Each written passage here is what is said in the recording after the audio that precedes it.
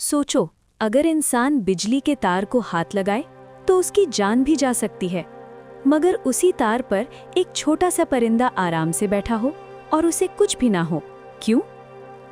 आसमान के नीचे लंबे इलेक्ट्रिक वायर्स फैले हुए हैं। दूर से एक छोटा स्पैरो उड़ता हुआ आता है और सीधा वायर पर बैठ जाता है। वो अपना सर इधर उधर घुमाता है जैसे सब कुछ नॉर्मल हो। उसे ना डर होता है ना कोई टेंशन। फिर एक इंसान का हाथ धीरे धीरे उसी वायर की तरफ बढ़ता है।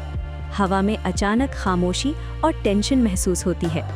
जैसे ही हाथ वायर को टच करता है, उसे जोर का शॉक लगता है। वो तुरंत पीछे हट जाता है, जैसे किसी ने धक्का दिया हो। दोबारा बर्ड पर नजर जाती है, जो अब भी आराम से बैठा होता है। वो हल्की सी जंप करता है और अपनी पोजीशन एडजस्ट करता है। क्लोजअप में उसके पीछे हट जाता है, जैसे किसी ने धक्का दिया हो, करता है और अपनी पोजीशन एडजस्ट करता है।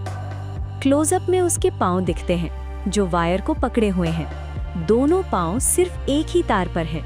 ये देखकर लगता है जैसे कोई मैजिक हो रहा हो, लेकिन असल में ये पूरा साइंस है।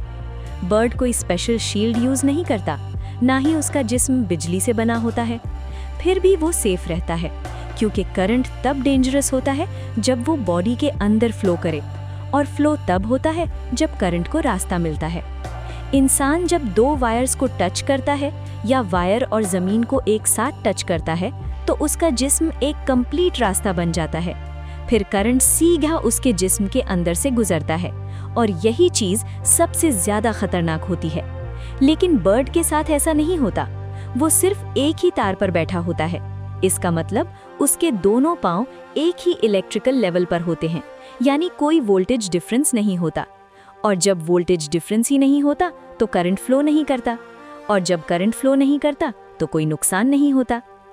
सिंपल जबान में, बिजली को हमेशा रास्ता चाहिए होता है, लेकिन बर्ड के जिस्म में कोई रास्ता बनता ही नहीं।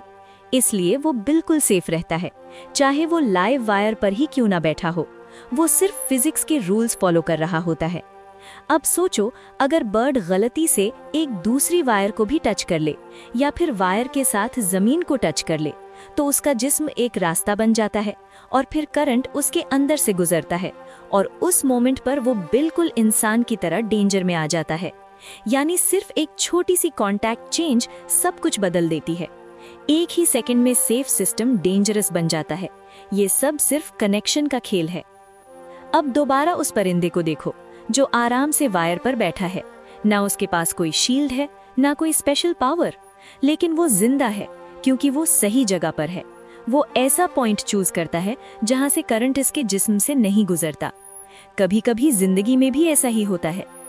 सेफ्टी किसी ताकत की वजह से नहीं होती, बल्कि इस बात पर डिपेंड करती है कि हम कहाँ खड़े हैं और किस चीज को टच कर रहे हैं। और फिर वो छोटा सा परिंदा पंख खोलता है और आसमान में उड़ जाता है। पीछे सिर्फ एक खाली वायर रह जाती है और एक पावरफुल सोच।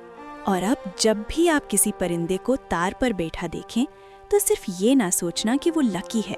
सोचना वो सिर्फ सही जगह पर है, क्योंकि कभी कभी जिंदगी बचती है पावर से नहीं, बल्कि एक छोटी सी पोजीशन से।